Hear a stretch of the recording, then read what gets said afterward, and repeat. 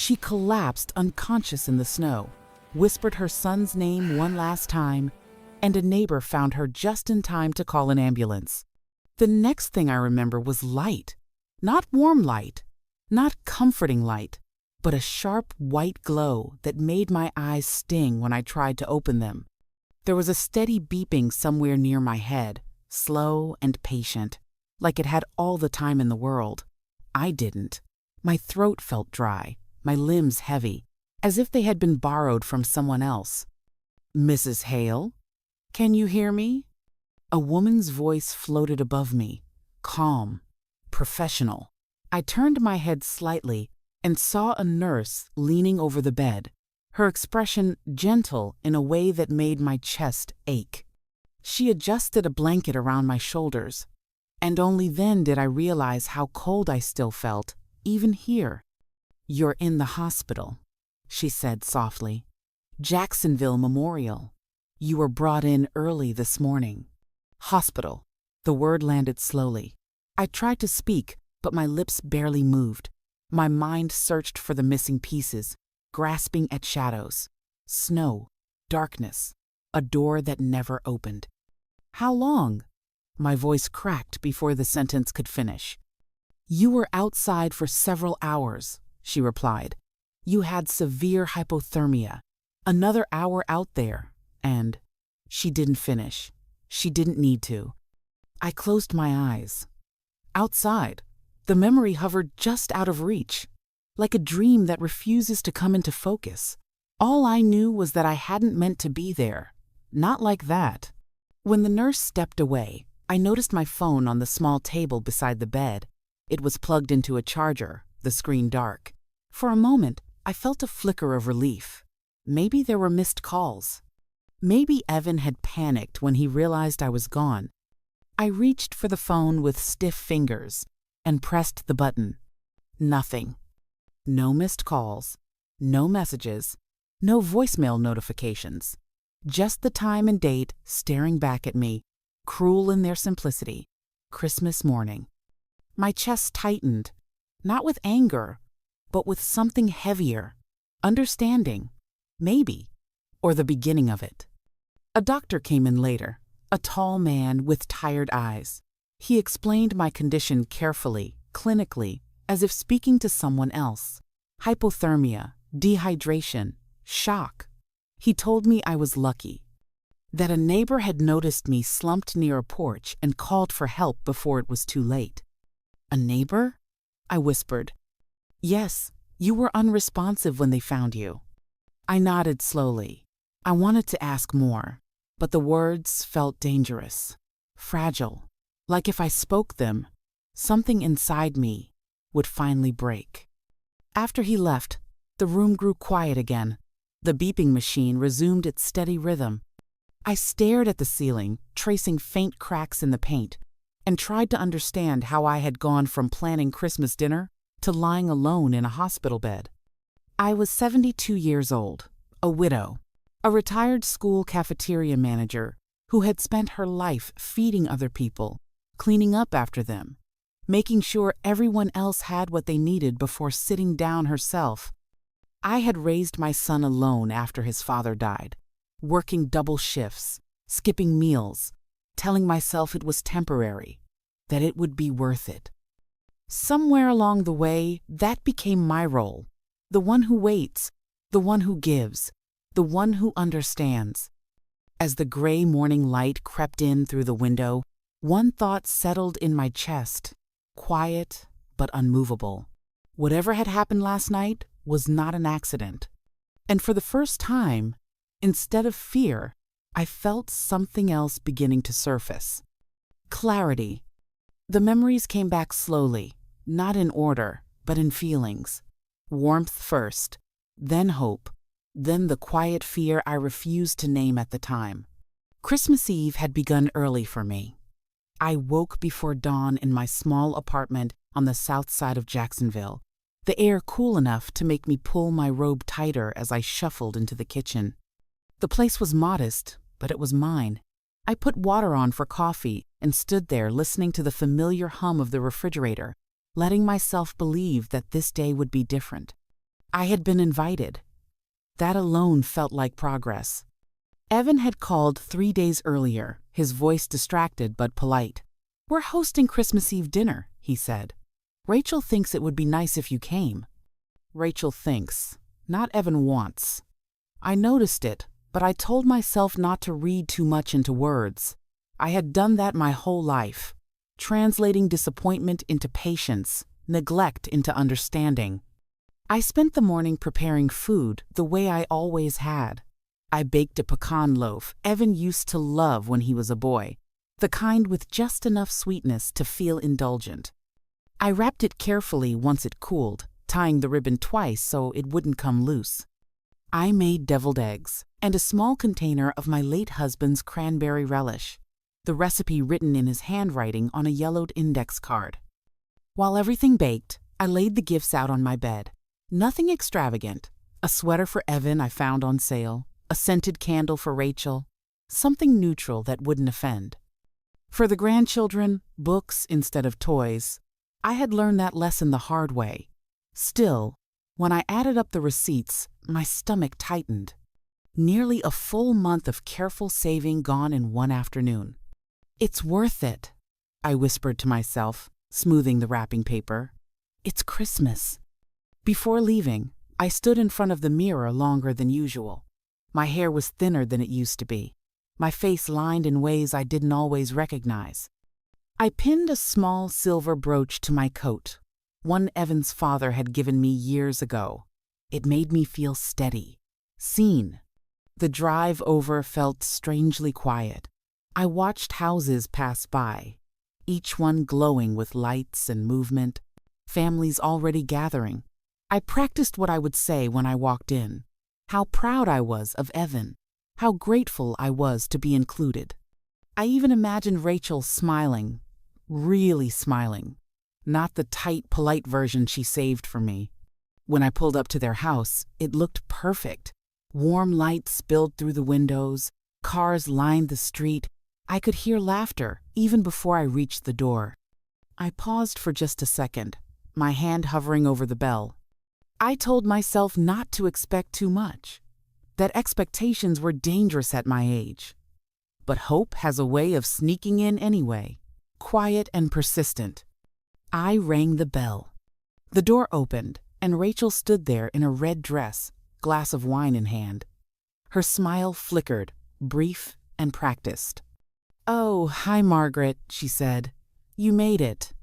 I stepped inside, carrying the food and gifts, letting the warmth wrap around me. For a moment, I truly believed I had arrived somewhere I belonged. I didn't know yet that I was already being measured and found inconvenient.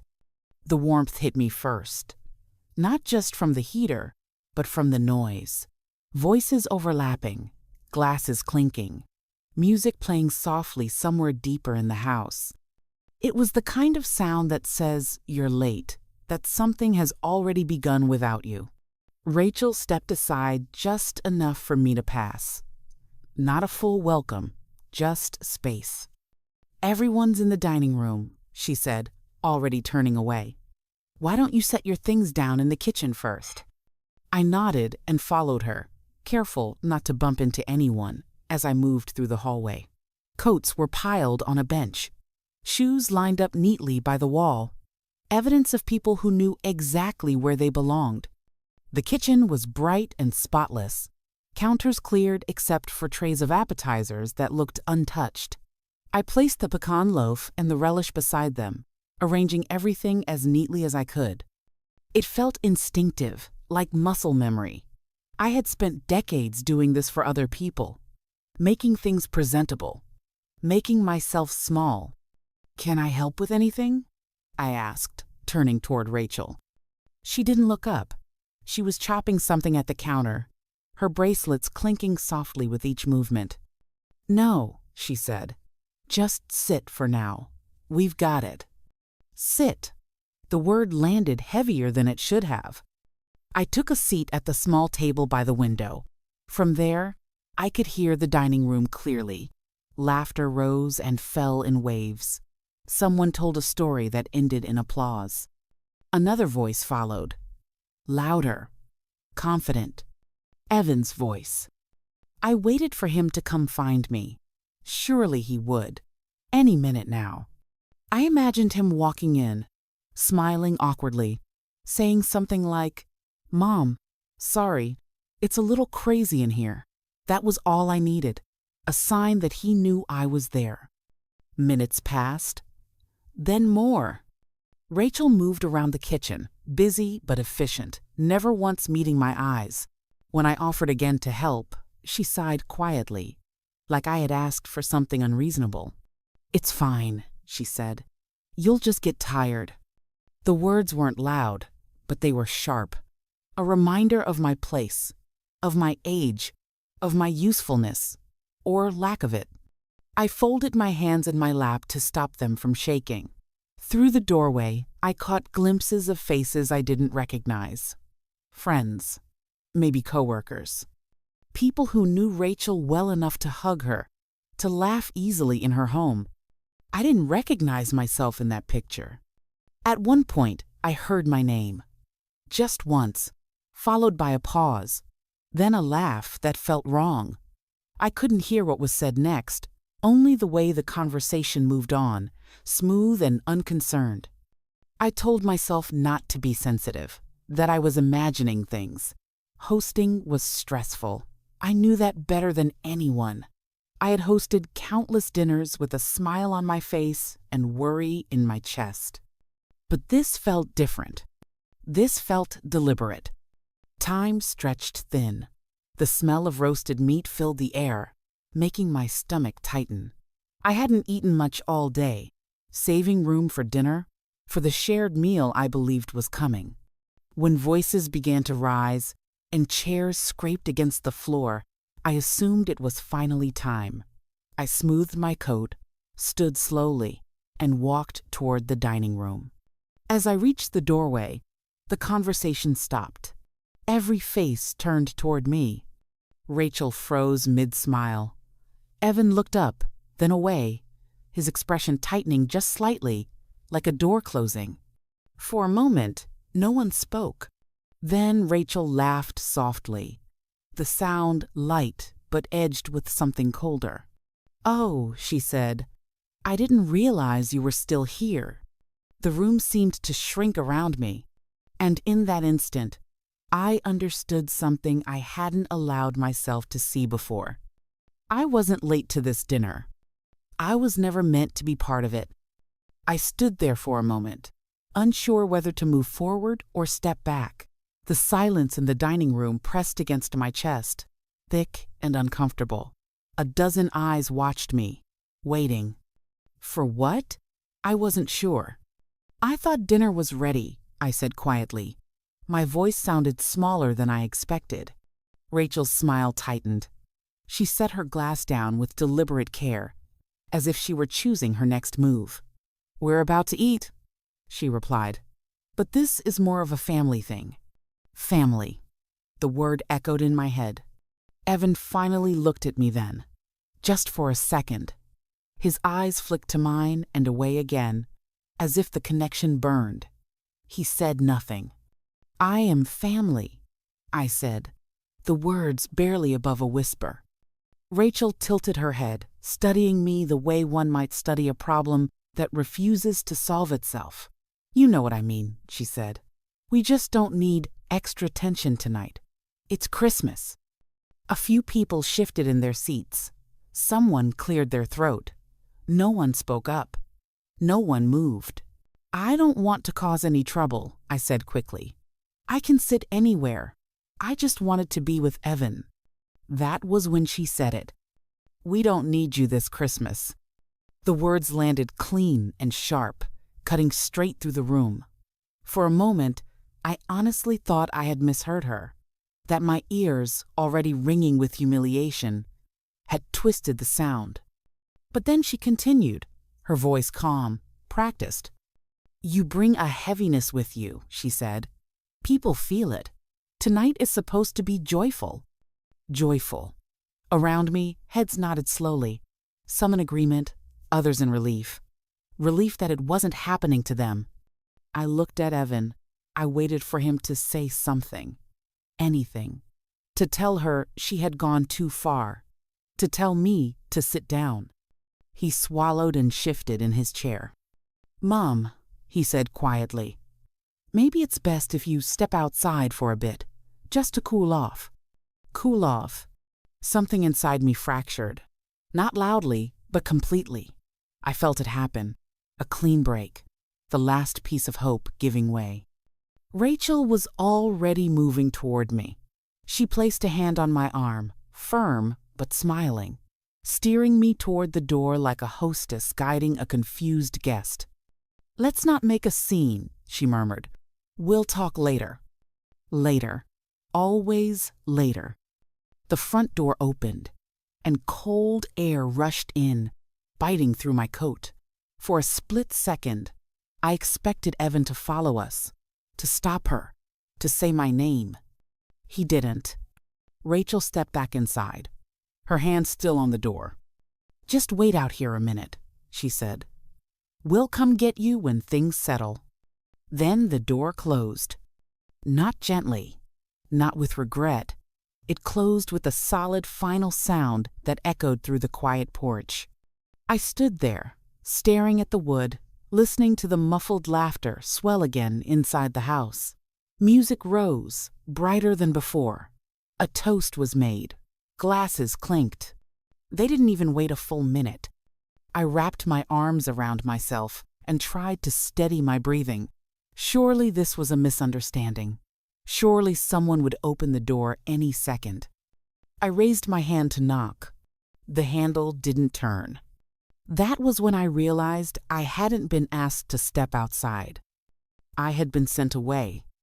At first, I told myself it would only be a minute, that someone would realize what had happened and open the door with an apology, maybe an embarrassed laugh. The porch light cast a dull yellow circle around my feet, and beyond it, the night stretched dark and unfamiliar. I waited. The cold crept in slowly, seeping through my coat, settling into my bones. Florida winters weren't supposed to feel like this, but that night the air was damp and sharp, the kind that clings to you. A thin mist hung in the air, cold enough to sting my face. I rubbed my hands together, breathing into them, listening. Inside, the laughter grew louder. I knocked once, gently. Then again, a little harder. Nothing. I pulled out my phone, my fingers already stiff, and called Evan. It rang longer than I expected. Just when I thought he wouldn't answer, his voice came through, strained and distant. "Mom?" "I'm outside," I said quickly. "Rachel asked me to step out, but the door's locked." "It's cold, Evan. Could you please open it?" There was a pause. I could hear voices behind him. Music. Someone laughing at something he must have said. "Mom, not now," he replied. "You're making this awkward." Awkward. The word hit harder than the cold. "I just need a few minutes," I said. "I don't have my car keys on me. Please." He sighed, the sound heavy with irritation. "Rachel's really upset. You should just head home. We'll talk tomorrow." "Evan," I whispered. "It's Christmas Eve." Another pause. Then his voice lowered. "Don't make a scene." The line went dead. I stared at the phone for a long moment before the screen went dark. I tried calling back, straight to voicemail. Again, nothing. The mist turned to a light freezing rain, dotting my hair and coat. My fingers were numb now, my hands clumsy as I shoved the phone back into my pocket. I paced the length of the porch, trying to keep warm, my breath coming out in short, white bursts. Memories flooded in without warning. Evan, at 6 years old, curled up on the couch with a fever, while I held a cool cloth to his forehead. Evan, at 10, terrified of thunderstorms, crawling into my bed and gripping my arm until the thunder passed. I had been his safe place, always. Now I was standing outside his house, locked out like a stranger. My legs began to ache. a deep, spreading pain that made each step heavier than the last. I leaned against the wall, pressing my back to the cold siding, hoping it might block the wind. The cold had a way of sneaking in everywhere. My shoes, my gloves, my thoughts. A car passed slowly at the end of the street, headlights sweeping briefly over the porch before disappearing. I almost raised my hand, but it was already gone. The porch felt farther from the house now, like it had shifted, moved me away from everything warm and human. I tried knocking again, harder this time, my knuckles stinging. "Evan," I called out, "please." My voice sounded thin, unfamiliar. My knees buckled suddenly, without warning. I grabbed for the railing and missed, sinking down onto the cold concrete. The shock of it knocked the air from my lungs. I tried to stand, but my legs wouldn't cooperate. They felt heavy, useless. The rain soaked through my coat. My teeth chattered uncontrollably. My thoughts began to scatter, slipping out of reach. I pressed my hands to my chest, trying to slow my breathing. The porch light blurred, doubling, then fading at the edges. Somewhere far away, I thought I heard music swell again. I leaned my head back against the wall, my eyes fluttering closed. "Evan," I whispered, not sure if I said it out loud or only thought it. Then the cold took over, and everything went dark. When I woke again, it was to quiet. Not the sharp quiet of snow and night, but a softer one, padded and controlled. The beeping machine was still there, steady and patient, and the light in the room had shifted to a pale afternoon gray. For a moment, I couldn't remember where I was. Then the ache set in. My hands burned, my legs throbbed, and my chest felt tight every time I breathed. The hospital came back to me. A nurse noticed I was awake and came over, her shoes whispering across the floor. She smiled gently, the kind of smile people use when they're trying not to scare you. "You gave us a scare," she said, "but you're stable now." I swallowed, my throat raw. How long was I? Outside? She hesitated, then answered carefully. "Just over 3 hours. Maybe a little more." 3 hours. The number settled over me like weight. 3 hours on a porch, in the cold, while my son sat 10 feet away from a locked door. I closed my eyes, not to sleep, but to keep the thought from splintering me. Later, a man knocked softly and stepped into the room. He was middle-aged, wearing a worn jacket and holding a knit cap in his hands. "I'm Tom," he said. "I live 2 houses down from your son." The neighbor. He explained how he'd gone out early to take his trash to the curb and noticed something dark near the porch. At first, he thought it was a bag or a fallen decoration. Then, he realized it was me. "You weren't moving," he said quietly. "I tried knocking on their door, but no one answered. I called 911 right away." I thanked him, my voice thick. He waved it off, uncomfortable with gratitude. "Anyone would have done the same," he said, though we both knew that wasn't true. After he left, I lay there staring at the ceiling, replaying the night in slow, unforgiving detail. The words, the door, Evan's voice telling me not to make a scene. I reached for my phone again. Still nothing. No apology. No explanation. Not even a missed call. That was when something inside me shifted. I had spent days, months, years explaining things away. Evan's distance, Rachel's coldness. I told myself they were busy, stressed, that I was sensitive, that I asked for too much by simply wanting to be included. But this wasn't a misunderstanding. This was a choice. They had chosen comfort over conscience, dinner over decency, silence over responsibility. The realization didn't come with anger. It came with clarity, a calm, steady understanding that felt almost worse. Because once you see something clearly, you can't unsee it. A doctor came in and went over my charts again. He told me I would need to stay another night for observation, that I was lucky. The word landed hollow. Luck hadn't put me on that porch. When the room was empty again, I turned my face toward the window. Outside, the world moved on. Cars passed. People walked by with coffee cups and coats zipped tight against the cold. Life continued, indifferent to the fact that mine had nearly ended on a stranger's porch. I thought about all the times I had told Evan, "It's okay," when it wasn't. All the times I had swallowed hurt to keep the peace. All the times I had chosen silence so others wouldn't feel uncomfortable. And lying there, weak and exhausted, I understood something I had avoided my whole life. Love that asks you to disappear is not love. It was the first honest thought I'd had in years. And once it surfaced, it refused to be pushed back down. The turning point didn't come with a phone call or a confrontation. It came quietly, the way most truths do, when you finally stop rushing past them.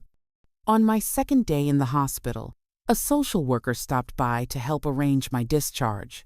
She asked routine questions about my living situation, my medications, my finances. When she mentioned follow-up care and whether I had family support, I hesitated. "I manage on my own," I said. She nodded and slid a clipboard toward me. "We'll just review your insurance and emergency contacts." As I scanned the forms, something caught my eye. A list of monthly expenses I didn't recognize, neatly printed from a financial summary pulled from my records. There were amounts highlighted in yellow, small but consistent. $200. Every month. Another one, $50. A third transfer marked Home Services. My heart began to pound, slow at first, then faster. "I'm sorry," I said, pointing. "What are these?" She glanced down. "Automatic transfers. They've been going out for a while. Looks like a couple of years at least." A couple of years. When she left, I asked for my phone and logged into my bank account. My hands shook as I scrolled. There it was, line after line of payments I had set up and then stopped noticing. Mortgage assistance to Evan's account. Credit card payments routed through a shared family folder Rachel had insisted on organizing. Repairs. Utilities. Quiet help, I'd told myself, was temporary. I sat back against the pillows, the room suddenly too small. I remembered Rachel offering to help me simplify things after Evan complained about bills. How she had taken over setting reminders, organizing statements, making it seem like a kindness. How grateful I'd felt at the time. I wasn't just unwanted. I was useful. The realization landed hard, not like a punch, but like a weight finally placed where it belonged. All those years, I wondered why Rachel tolerated me at all. Why the invitations came only when something needed fixing. Why Evan's voice softened whenever money came up. They hadn't pushed me out because I was a burden. They pushed me out because I had already served my purpose. I didn't cry. That surprised me. Instead, I felt something colder and steadier settle into place. That afternoon, I asked the nurse for privacy. I logged back into my account one last time and clicked through each automatic transfer. The confirmation boxes popped up, polite and emotionless. "Are you sure you want to cancel this payment?" "Yes." "Are you sure?" "Yes." Each click felt like cutting a thread. Not violently, cleanly, one by one. When the final confirmation appeared, I set the phone down and exhaled for what felt like the first time in years. I didn't call Evan. I didn't message Rachel. I didn't announce anything. I simply stopped. The effect was immediate, though I didn't see it yet. 2 days later, my phone buzzed while I was eating a late lunch at home. Still weak, but recovering. Evan's name lit up the screen. I let it ring. A few minutes later, a text followed. "Hey, Mom, we need to talk. There's been some confusion with our accounts." Confusion. I almost smiled. Another message came in, this time from Rachel. "I don't know why you're upset, but cutting us off like this is extreme. The kids don't understand." There it was, the pivot. Not concern for me, not an apology, just consequences they hadn't planned for. I placed the phone face down on the table and finished my soup. It tasted better than I expected. Simpler, honest. For the first time, I wasn't reacting. I was choosing. And somewhere between the last spoonful and the quiet hum of my apartment, I understood the real twist of this story. They thought locking me out had taken my power. They never realized I had already handed it to them. And now I was taking it back. The quiet that followed was different from any silence I had known before. It wasn't heavy. It didn't press against my chest or echo in my ears. It simply existed, steady and unbothered, filling my apartment the way warm light fills a room at dusk. I moved slowly those first few days back home, still weak, still careful, but something inside me felt unexpectedly strong. I made tea in the mornings and sat by the window, watching people pass with their lives wrapped tightly around them. No one knew what had happened to me. No one needed to. For the first time, my pain wasn't something I felt compelled to explain or soften for someone else's comfort. Evan called again on the third day. I let it go to voicemail. "Mom," his voice said, strained and urgent. "We should really talk. This has gone too far." Too far. As if nearly freezing to death on his porch hadn't already crossed that line. Later that evening, another message came through. Rachel this time. "We don't want to keep living like this. Let's move past what happened. Come for dinner this weekend. For the kids." I read the message twice. Not once did it say sorry. Not once did it ask how I was. It wasn't reconciliation they wanted.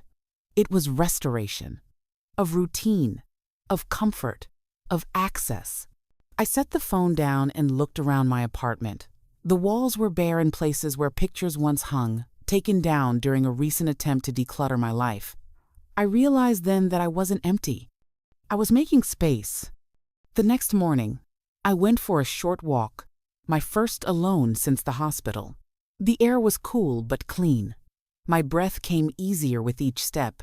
I passed a small park where a woman sat reading on a bench, completely absorbed, unbothered by the world. I envied her calm. Then I realized I felt it too. That afternoon, I received a letter in the mail. It was from a nurse who had cared for me during my stay. She wrote about her mother, about how watching me endure everything with quiet dignity had reminded her to call home more often. She thanked me for my kindness, for my patience. I held that letter for a long time. It mattered more than any message from my own family ever had. When my phone buzzed again that night, I didn't rush to check it. I finished washing my dishes first. I dried my hands. Then I glanced at the screen. Evan. One more time. I didn't answer. Not out of spite, not out of anger, but because I finally understood that answering would pull me back into a role I had outgrown. The one who explains. The one who forgives without being asked. The one who stays quiet so others don't feel uncomfortable. I wasn't that woman anymore. I turned the phone face down and switched off the lamp. The apartment settled into darkness, calm and safe. Outside, the city hummed softly, indifferent and alive. As I lay down, I thought about the night on the porch, about the cold, about the door that never opened. And then I thought about this moment, about the warmth I felt now, not from anyone else, but from within. I hadn't won anything. I hadn't gotten an apology. I hadn't been invited back into their lives on honest terms. But I had something better. I had my peace. And for the first time in a very long time, that was enough. In the end, what stayed with me wasn't the cold, the locked door, or even the hospital room. It was the quiet understanding that came afterward. The realization that love should never require you to beg, to endure humiliation, or to disappear just to keep others comfortable. What happened that Christmas night didn't break me. It revealed the truth I had spent years avoiding. And once I saw it clearly, I could finally choose myself. This story isn't about revenge. It's about awakening. About the moment you stop chasing warmth from people who keep you in the cold and learn to create your own. 5 life lessons from this story. 1. Love that makes you feel small is not love. If your presence is treated as a burden, the problem is not your worth, but their capacity to care. 2. Silence can be stronger than confrontation. You don't always need to explain your pain to those who refuse to listen.